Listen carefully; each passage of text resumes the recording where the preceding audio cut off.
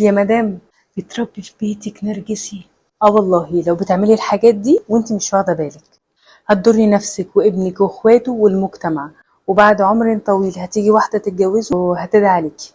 لو بتخدميه كل الوقت بتحسسيه ان هو اهم واحد في البيت، بتخلي اخواته البنات هما اللي ياكلوه ويشربوه ويجيبوا له حتى كوبايه الميه، بتوصلي له دايما رساله ان الولد اهم من البنت، وان الترتيب والتنظيف ونشيل اكل ونحط اكل ده مهمه البنات. يتدخل في لبسك وفي لبس اخواته وفي مواعيدك ومواعيد اخواته، ومين بيبص لك ومين بيبص لهم، عشان يطلع راجل وحمش. البيت والمواعيد بتمشي على البنت بس وما بتمشيش عليه.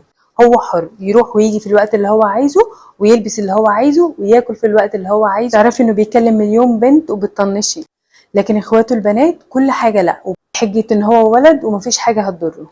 متخيله بقى ابنك ده هيبص للست ان هي دورها ايه؟ هي اللي بتخدمه وبس، وبنتك هتبص لدورها ان هو ايه؟ ان هي اللي بتخدم وبس، وان الراجل اهم منها. موضوع ليه ابعاد نفسيه خطيره. عايزين نفوق عشان نطلع جيل واعي. لو عايزه تربي راجل اقري الكابشن.